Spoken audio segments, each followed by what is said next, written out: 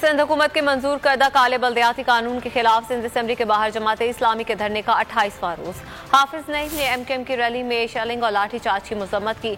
जमात इस्लामी कल शहर भर में 5 मकामात पर धरना देगी। मुतालबात की मंजूरी तक ये धरना जारी रहेगा।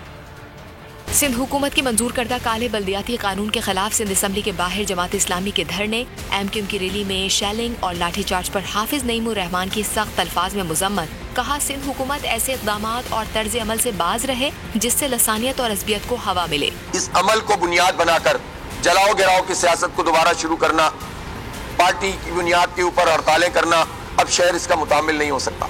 सिंध हुकूमत इस बात की सबसे बड़ी जिम्मेदारी है कि वो अपने रवैये से इस बात को जाहिर करे कि वो लिसानी तफरीक नहीं पैदा करती। दूसरी जानिब जमात इस्लामी ने हक दो कराची को तहरीक प्लान बी पर अमल शुरू कर दिया। जुमे को शहर की 5 मरकजी शाहराहों पर धरनों की तैयारियां मुकम्मल कर ली। धरनों के मुकामात पर कैंप लगा दिए गए। जमात इस्लामी ने अवाम से भरपूर शिरकत का मुतालिबा कर दिया।